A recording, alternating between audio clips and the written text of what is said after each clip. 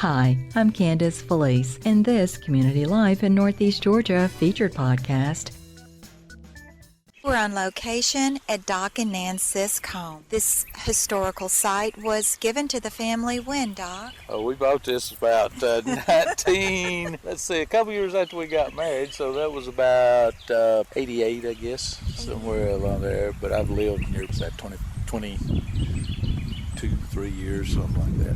Oh, goodness. And this is a cold, blistery winter's day. We're looking at, is this a creek, Doc? This is a creek. And where does it run into? This is Little Nails Creek. Okay.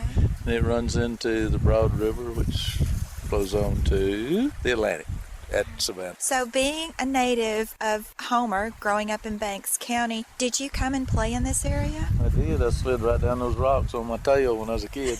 Sometimes sitting on a board, sometimes just sitting.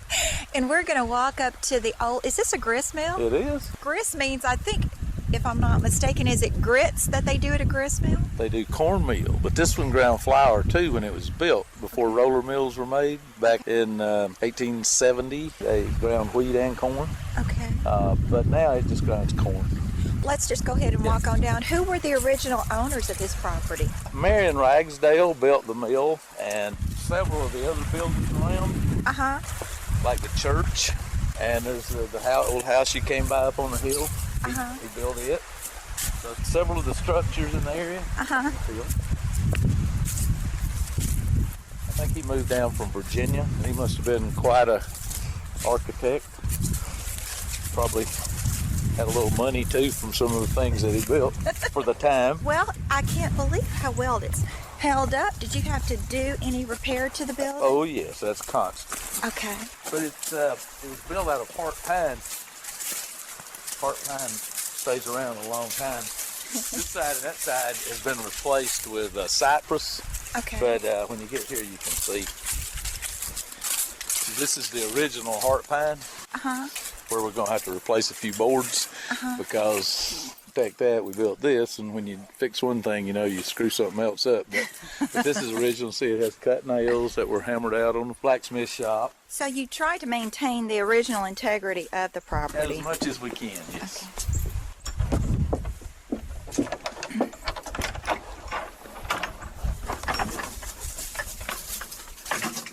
This is totally a step back in time. See, this is where the flour was ground here.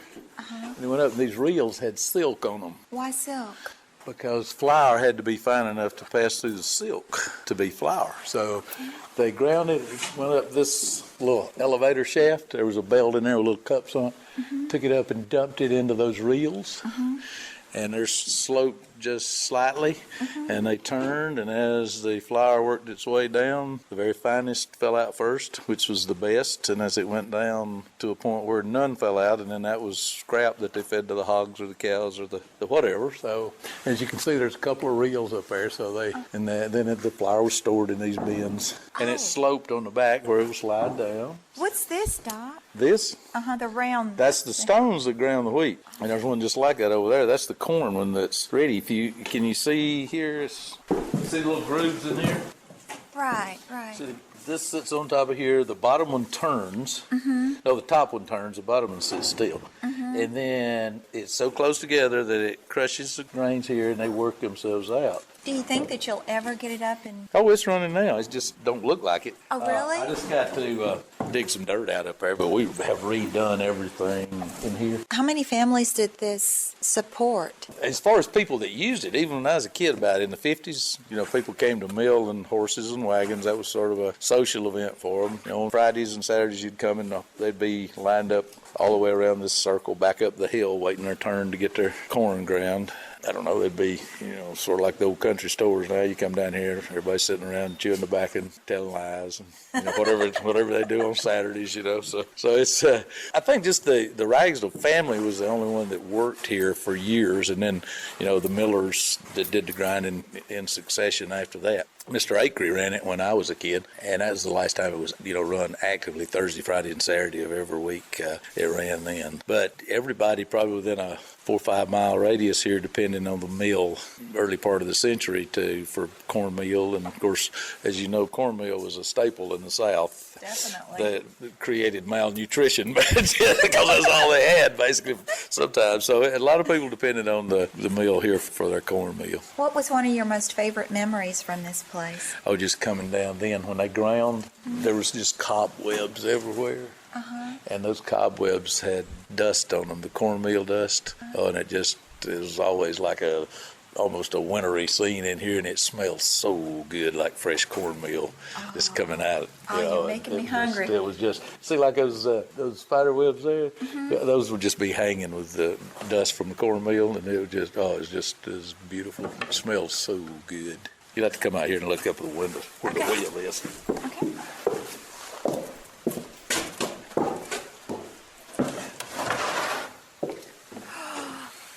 Oh my gosh, it's breathtaking. That might be the cold that's taking your breath.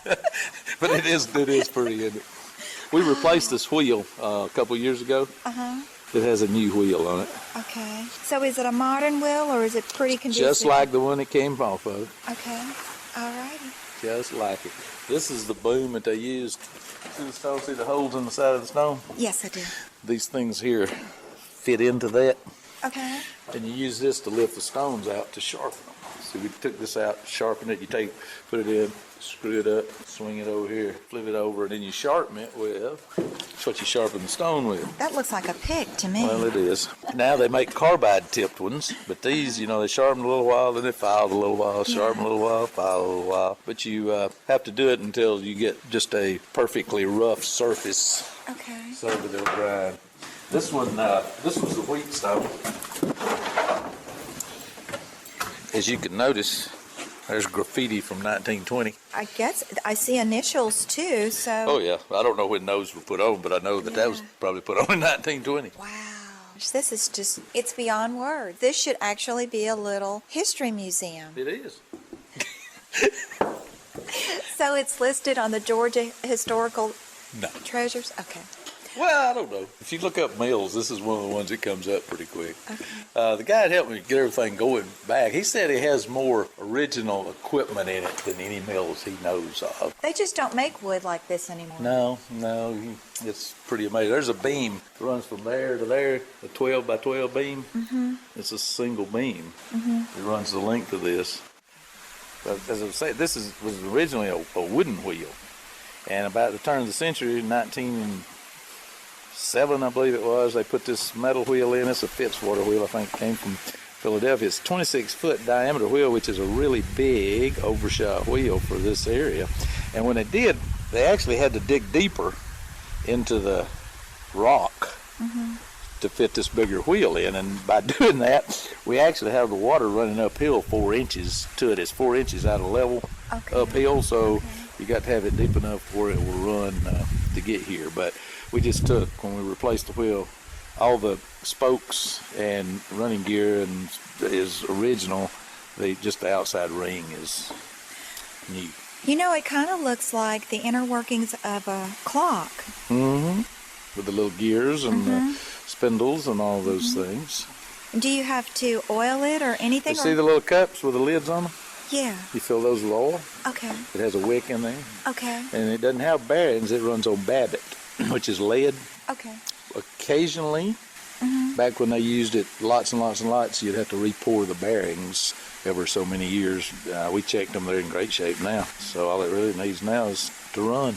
This is like a dream. It really is. It's like a dream. And you say that you allow people to come on your property for special events? Oh, yeah. We allow people to come, period. We like for them to come by and tell us, but occasionally we come down and there's all kind of people everywhere. But we're pretty fortunate. Most everybody helps us take care of it, really. Acreage-wise, how big is this property? Well, it joins some other we have. There's 155 acres in this tract that this sits on that we've put together.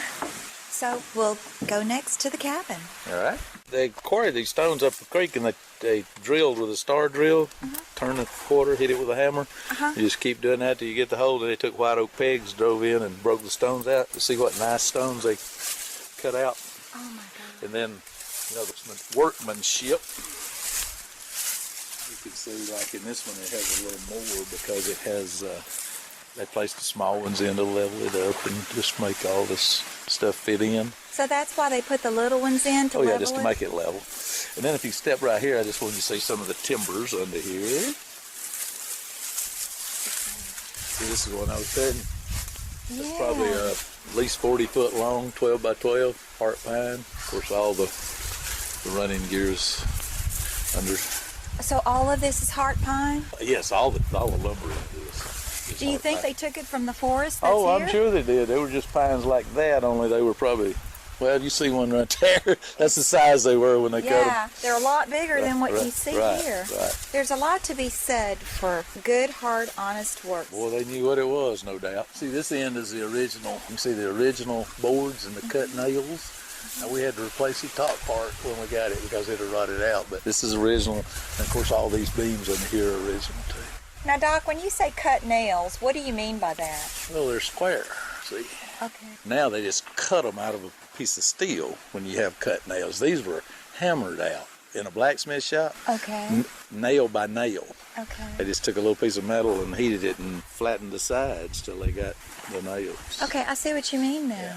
Yeah. Of course, we save every one of those we pull out when we take a board off to replace it, Oh, my. so that we can put it back in it. Do they not rust? Oh, yeah.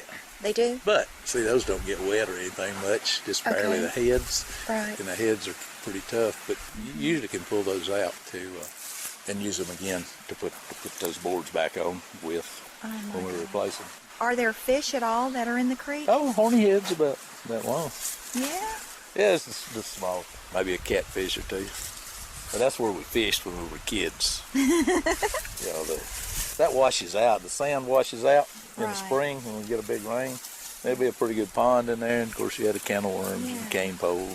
It's refreshing, too. You could come here in the summer. And It's a little more refreshing. That water is cold. Is it really? Yes, it runs all the way down here. It's in the woods Right. from the spring, so it doesn't see much sunlight till it gets down this way. It's pretty cool. Can you drink it? Well, there's nothing between here and the spring that would pollute it. It doesn't go through any pastures or anything like that, but just runoff and things that wash in there. You probably wouldn't want to drink it, but if you had to, you could. Okay, Doc, so now we're in the cabin, and we've got paintings and jugs and everything that you can imagine, along with a gorgeous wood-burning stove. Well, as I was saying, a lot of these things are things that people have given us. And, of course, some of them are things that Nan has bought. But really, a lot of them are things that people have given us just because they know they fit in well here, and they know when they come down here, they'll see them here, and they enjoy seeing them in a place like this. Though the wood-burning stove is a greenwood stove. It actually burns coal or wood. We bought it barely used. I really don't know how old it is, but we've used it up here. We cook up here sometimes. It's not really as convenient as down in the house because we don't have running water up here, but the stained glass was done by one of Nan's cousins from Oklahoma, I think, and he was 84 years old when he made those little pieces of stained glass, so we made it a point to put those in. Some of the old furniture is just very primitive pieces that fit in good, and of course we never miss an opportunity to buy an old table. See, that's a 2-board table. Those boards are, I think, 19 inches, I think. Yeah, it has rose head nails in it, and they're cut nails too, but on the top of them, if you can see them, there's a little rose on the top. A little star like on every one of them. And what about this little box here, Doc? I don't really know where that came from, but it just fits in so good. But as you see, it's required materials here, playing cards, and we keep our next to the barbecue pit. We usually keep the spices in here, really. So I think that's what it really is a spice cabinet. And we keep our Tony Catchery spice in there when we do that. The logs in the back were rotted out, so we had to take down another building, and we had shorter logs in it. So we had to do something here to make the logs work, and we wanted to put a rock surface behind the stove. So we picked up these little tiny rocks, and our neighbor, Dale Ayers, laid those in a day or so. I would have never thought it was an original to the property. No, we built that. The original logs were the length of the back, but they had put boards on the outside and they had rotted because it gets wet and doesn't get a chance to dry. Logs don't do good to cover them. You have to leave them out in the air where they'll dry. So. And Doc, what is it? Is this cement? No, that's it's permatink. That's it. It's a silicon base. Under that is insulation, styrofoam insulation. You cut the insulation to fit the crack, and then you put this on with a little brush or a putty knife. So that's flexible. It doesn't crack like the old chinking that they put in, that was mortar. Okay. So it fills the cracks, but it don't fall out because it cracks as the building ages and sinks and whatever. And we sawed all the rafters and things around the porches bandsaw. Okay. We did it in a little sawmill. Okay. And of course, this is hard pine floor in here. We put tongue and groove in that just to keep it from being so shaky. Okay. Those things locked together. These are original floor joists. We had to turn them over. Yes, that's They why had all the bucks, holes, so- they had bowed down so much when we put them back up, we turned them over. Therefore, they're almost level now. Wow. We built these doors. I don't know if you see, they're really 3 layers of boards. They are. Those doors weigh about 200 pounds. You're kidding. And it took us all day to build those. We actually put them together with screws. It would have been better if we didn't. And then we made the hinges, well, the ones on the front, out of old farrier's rasps. What's that?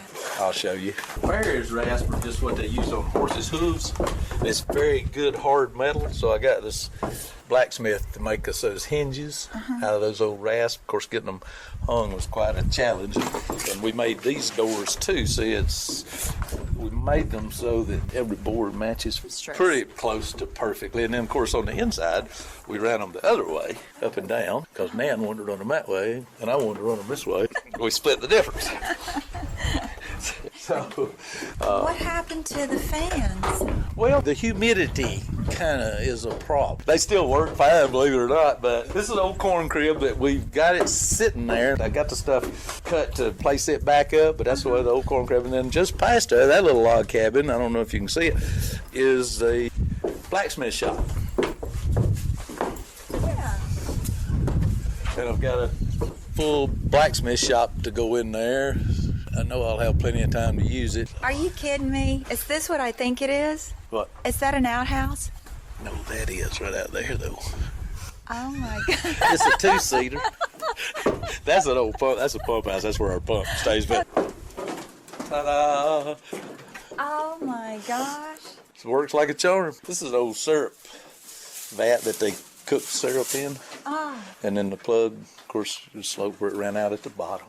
So now we're back at the house with Doc and Nan under a roaring fire. Doc, tell us about this cabin, and please, Nan, chime in with any information that you want to give our listeners about this beautiful place. The cabin was 2 different sections, as you can tell from the step up. I think this was the original part because it had board and batten on it. And that's the way they did a lot of the old houses. But then again, the fireplace has a double fireplace, so I guess they might have added the fireplace when they moved. I'm told they moved these 2 rooms in at a later time, and evidently just had it sitting on logs and pulled those logs with horses and moved it in and then leveled it up. But it's another just old hard pine. A lot of the lumber in here, they sealed it with some shiplap in here. But as you see in the other rooms, it's just old hard pine, and probably could throw a cat through those walls, but there's a few cracks in there. Most of the stuff in here is just old stuff. As I tell you, we've taken stands off of old sewing machines and made tables, and the stands off of old stoves and made tables, and a couple of the old pieces of furniture. Probably as old as the cabin itself. Of course, wood cook stove, Atlanta Stoveworks stove. We use that 2 or 3 times a year. It works great. Cooking biscuits in it's kind of a thrill. You have to keep them turning pretty often, which we're not used to anymore. But once you get it down, it's not too hard to do. Now, when was this place built, Doc? I'm assuming that at least this part was built sometime close to the same time that the mill was built, which should have been around 1863 or 4. Maybe probably the house might have been built even before then. And it probably wasn't the owner's house, it was the miller's house, the person who did the grinding or was going to do the grinding then, because the owner lived up on top of the hill, a little more spacious house that actually had 3 chimneys in it. So when did it get running water? There actually were renters here before we bought it, So when I was a kid in the mid-50s, they had running water, but it was running out of a pipe into a wooden barrel.